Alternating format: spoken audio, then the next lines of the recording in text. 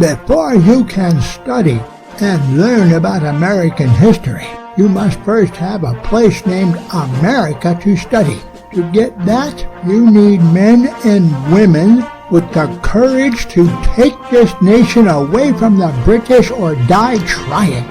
These stories are where American history begins.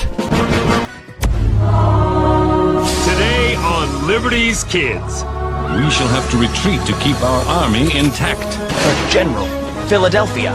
We'll be lost, I'm afraid. Once news we've occupied Philadelphia reaches France, the French will turn their backs on the rebels for good. Much too vain to fight for a lost cause. Make way for a hero! His bravery won the day!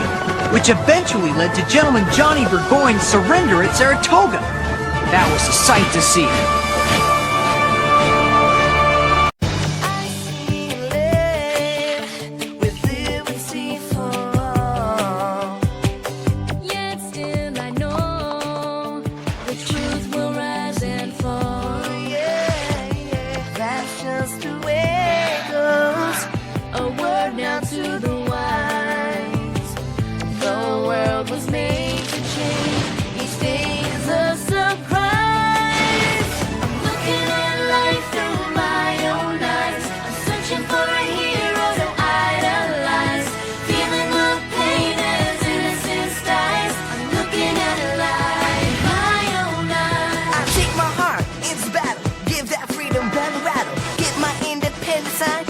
On the dotted line, let Philadelphia freedom ring and patriotic voices sing. Red, white, blue, never give up. You represent America. Hoping and praying for a brighter day. I listen to my heart and I obey.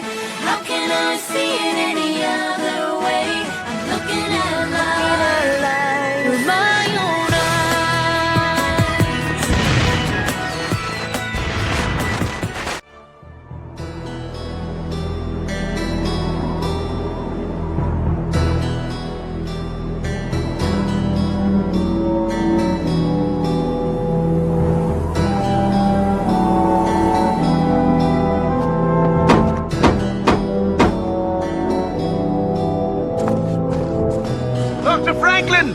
Dr. Franklin! Hello, what is it?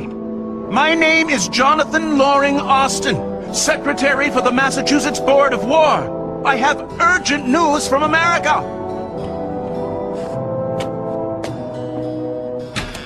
Tell me, Mr. Austin, are the rumors true? Do the British occupy Philadelphia?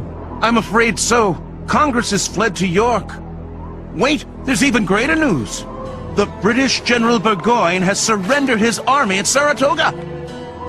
Come in, Mr. Austin. Christmas has come early this year.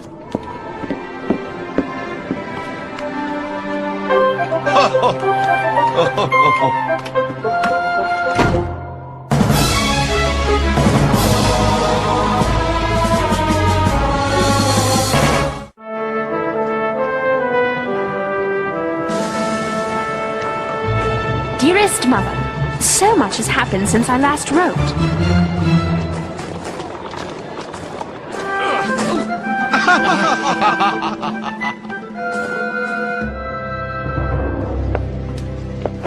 Winter has arrived, and Philadelphia remains occupied by General Howe and his army.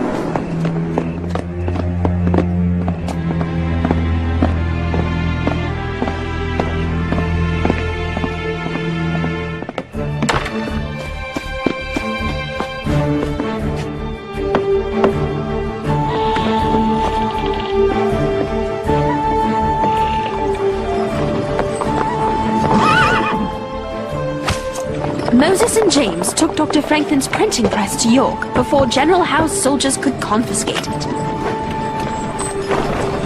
The Continental Congress will, no doubt, make good use of it. As for Dr. Franklin's house, Captain John Andre has seized it and made himself quite at home. He dines often with Peggy Shippen, the daughter of a local gentleman with sympathies for the crown. The less I say about her, the better. Every night there is a ball. Well, I have gone to one or two to be polite. Under the circumstances, it is impossible to enjoy them. Everyone acts as if we were living in London. But The Americans always do something to remind us that we are in their country, in the midst of a war. Moses and James are now in Newport, in the colony of Rhode Island, to buy inks and papers for the press. There! From a merchant who I believe Moses said is Jewish. Little Henri is still here, however, and Captain Andre has delighted in giving him quite a bit of responsibility around the house. But here is my greatest secret. I don't like living with all these strangers, even if they are British. If only you were here, I'm sure I wouldn't be so confused. Your loving daughter, Sarah.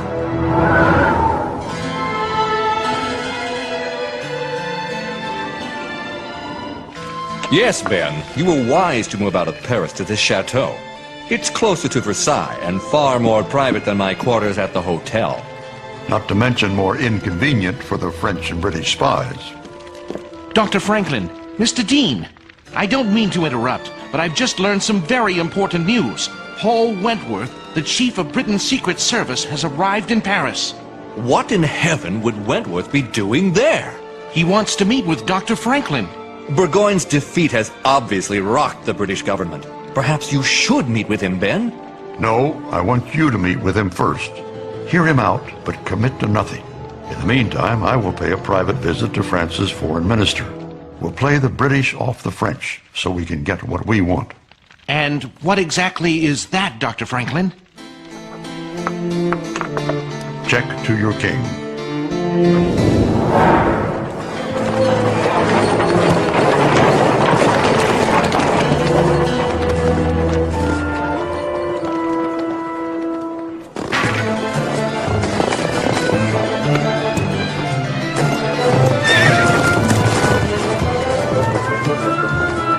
It appears we've flushed out a couple of English spies. Now we must seize the opportunity to meet with Comte de Vergennes.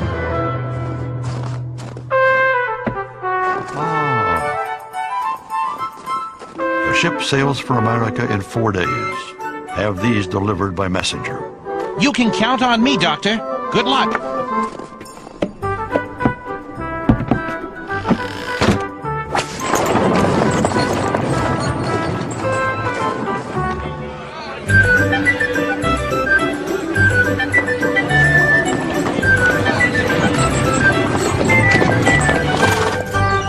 This should be the place. Would it be all right for me to look around? I want to check on the Rhode Island Brigade and see how they're doing against the British. I suppose. There's no point in buying inks and papers if we don't have something to print. I'll check at the State House and come right back here.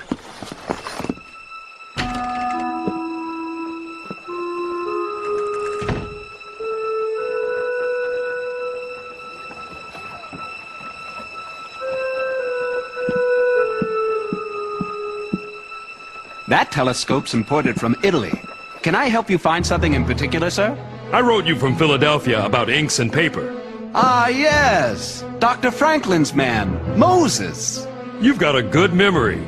Well, you and I do share the name of the man who led my people out of slavery in Egypt.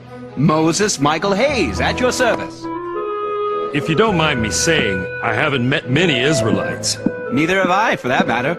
We are but a small fraction of the American population. But I take it, Moses, that you are a free man. Yes, sir. Many less fortunate than you have been bought and sold on the docks here in Newport. Some, I have to admit, by my own people. And some in Africa by mine as well. But forgive my manners. May I offer you something to eat or drink? I wouldn't want to impose. It won't be fancy, I assure you.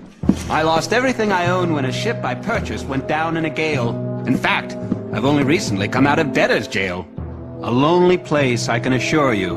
But I don't have to tell you what it feels like to not be free. Makes a man value every day he is free. Please. Thank you. It's a funny thing about freedom. A lot of people talk about it without really understanding it. That's a fact. I moved here because Rhode Island guaranteed freedom of religion. Well, my people here do have our own temple of worship, but we're still not considered full-fledged citizens. Still, I'd rather be a free man in the United States than a servant to the Pharaoh of England. I mean the king. Moses! Yes? He works with me at the newspaper. I see. I found out about the Rhode Island Brigade, all right. They sent a list of people they suspect of being Tories to the Rhode Island Assembly. Now, the Assembly has posted a list of suspects that it's demanding take a loyalty test by signing an oath in public. Mr. Hayes, I'm afraid your name is on this list.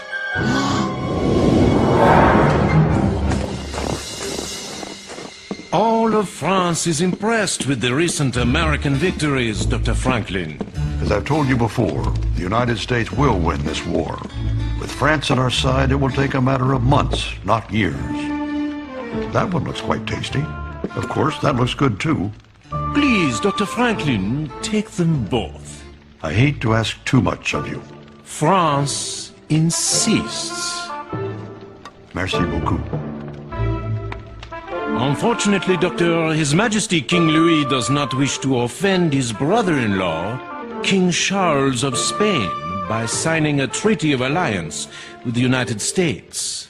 I thought this was between France and the United States. Spain owns a vast amount of land in America.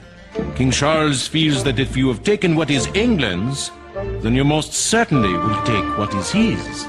And France cannot make any agreement without King Charles' approval. I've been a patient man, and I don't mean to be rude, but given the circumstances... At least stay and finish your pastries. I'm sorry, but suddenly I feel in the mood for some English tea. Au revoir.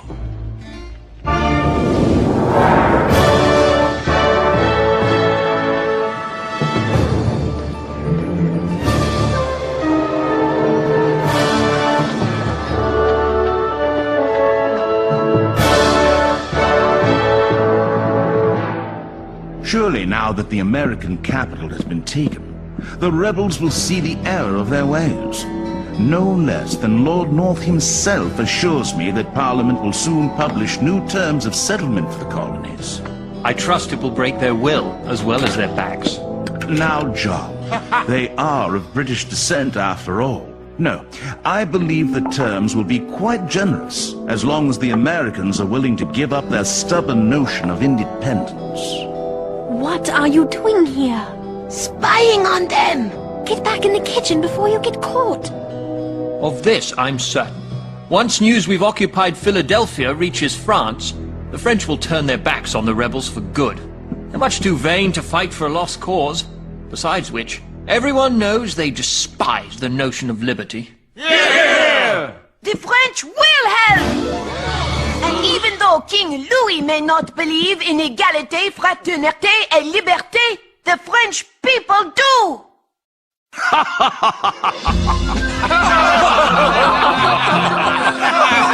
Equality!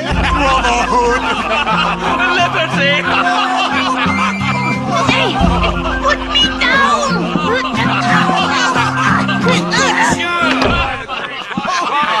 Well done! If I may speak, General Howe. By all means, Miss Phillips. From what I've seen, too much has changed for the Americans to accept anything less than full independence. Oh, that is such a foolish little idea. No, it's not. You may occupy their homes, but you will never win their hearts and minds. Have you forgotten that you are English? It has nothing to do with me, Captain. The Americans don't feel they need a king anymore. They believe they can rule themselves. Rule themselves? I, for one, would like to propose a toast. God bless King George. God bless King George! God bless King George.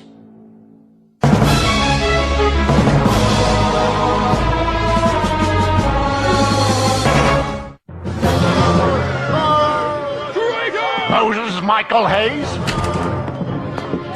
Yes? What can I do for you? Moses Hayes, you have been summoned to the State House. Take him away!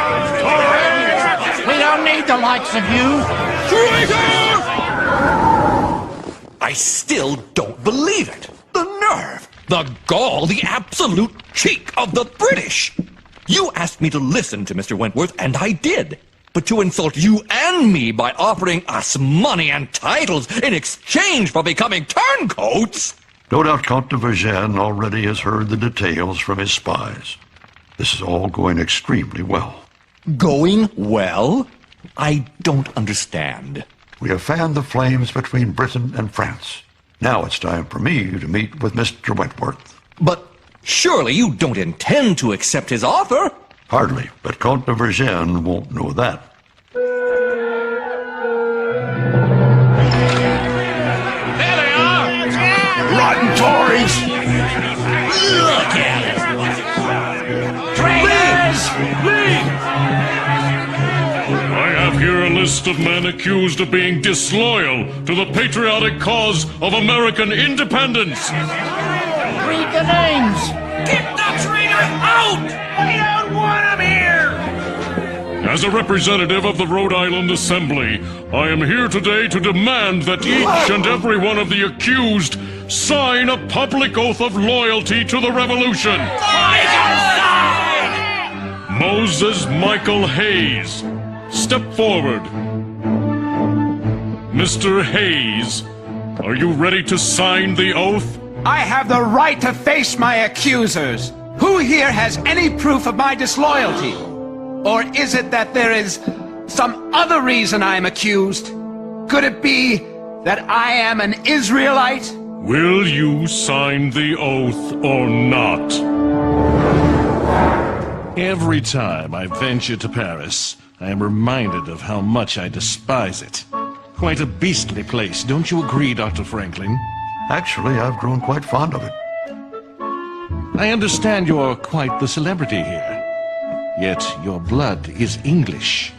A man of your character, given the proper circumstances, might find a warm reception from his king and country. In other words, you'll give me a title if I betray the revolution. If you insist on being blunt, very well. Yes, His Majesty is prepared to reward those who show their loyalty. I need not remind you that much has changed since you came to France. General Howe has taken Philadelphia.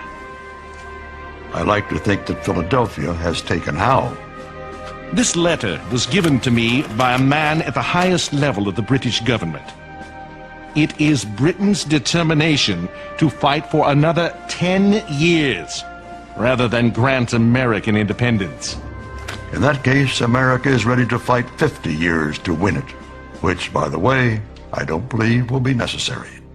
Gentlemen, I've called you here tonight because it has come to my attention that Dr. Franklin met today with the Chief of Britain's Secret Service.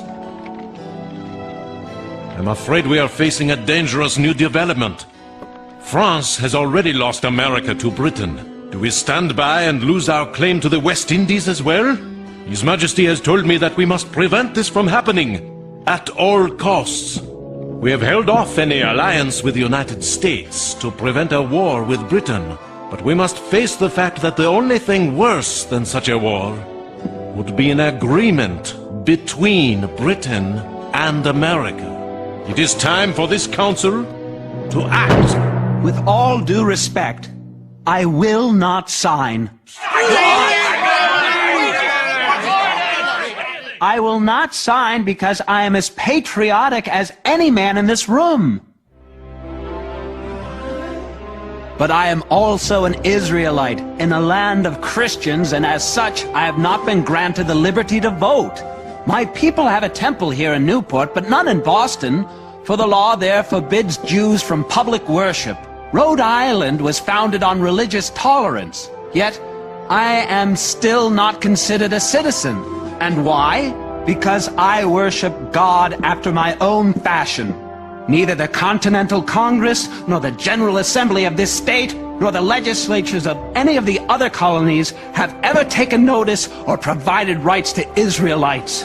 Until such a time as we are, all of us, ready to recognize each other as equals, I will not sign this oath.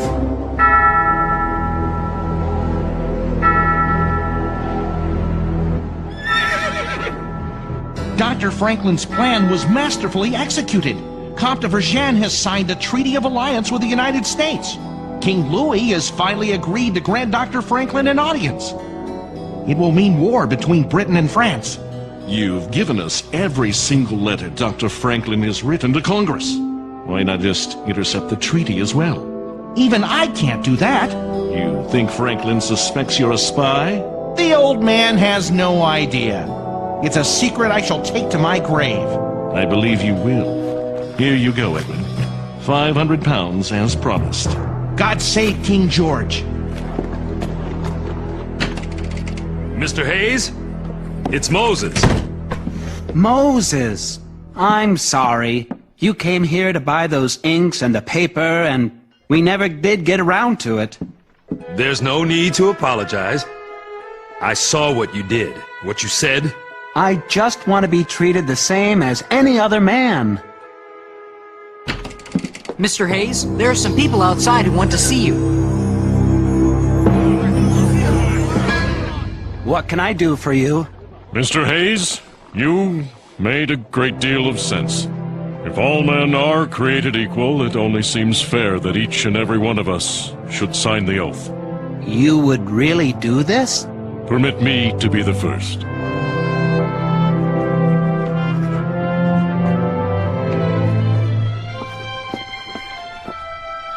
I, Moses Michael Hayes, pledge my loyalty to the United States of America.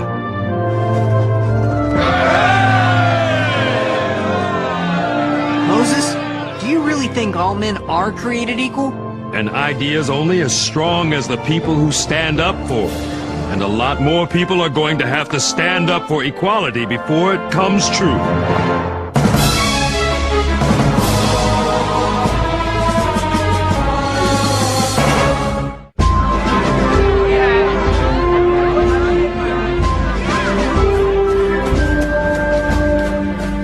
Is it true? Has the treaty from France arrived?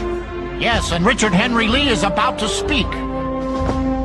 Gentlemen of Congress, today we must admire the true wisdom and dignity of the court of France. We have worked together, politicians, soldiers, and philosophers, in a true harmony of mutual affection. This happy juncture of time and circumstance has laid the seeds of an eternal friendship. The old lion that is Britain has finally lost its growl, and France, by its openness, has won our friendship more powerfully than any piece of paper could ever bind us. If we have the courage to persevere, we shall establish our liberties and independence. All those in favor of ratifying the treaty, say aye. Aye! The Treaty of Alliance with France is unanimously passed.